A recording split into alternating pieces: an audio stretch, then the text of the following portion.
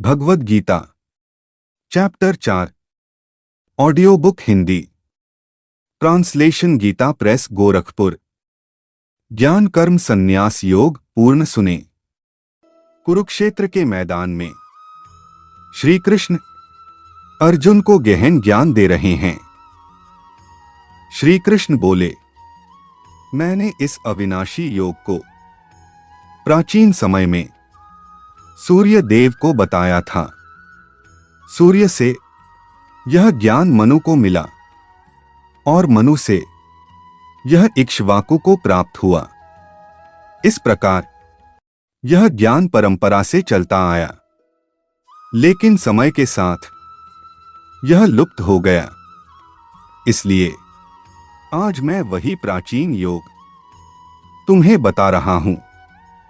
अर्जुन बोले, आपका जन्म तो अभी हुआ है और सूर्य का जन्म बहुत पहले हुआ, तो फिर मैं यह कैसे मानूं कि आपने ही पहले यह ज्ञान दिया था। श्री कृष्ण बोले, हे अर्जुन, मेरे और तुम्हारे अनेक जन्म हो चुके हैं, तुम उन्हें नहीं जानते, परंतु मैं सब जानता हूं। जब जब धर्म की हानि होती है और अधर्म बढ़ता है, तब तब मैं पृथ्वी पर अवतार लेता हूं। सज्जनों की रक्षा के लिए, दुष्टों के विनाश के लिए और धर्म की स्थापना के लिए मैं युग युग में प्रकट होता हूं। जो मनुष्य मेरे जन्म और कर्म के रहस्य को जान लेता है, वह शरीर त्यागने के बाद फिर जन्म नहीं लेता और मुझे प्राप्त होता है।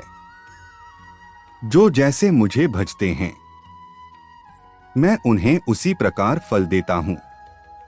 इस संसार में मनुष्य विभिन्न मार्गों से मुझे ही प्राप्त होते हैं। कर्म का रहस्य बहुत गहरा है। कर्म, अकर्म और विकर्म, इनका सही ज्ञान होना आवश्यक है। जो मनुष्य कर्म में अकर्म और अकर्म में कर्म देखता है, वही सच्चा ज्ञानी है। ज्ञान की अग्नि सभी कर्मों को भस्म कर देती है। इस संसार में ज्ञान से बढ़कर कुछ भी पवित्र नहीं है। जो श्रद्धा और संयम के साथ ज्ञान प्राप्त करता है, वह शीघ्र ही परम शांति को प्राप्त करता है। इसलिए अज्ञान से उत्पन्न संदेह को ज्ञान की तलवार से काट डालो और योग में स्थित होकर अपने कर्तव्य का पालन करो। अध्याय 4 समाप्त। इस एपिसोड में आपको भगवान श्री कृष्ण की सबसे अच्छी बात कौन सी लगी, कमेंट करके जरूर बताएं और वीडियो लाइक करके अपने दोस्तों को भी शेयर करें।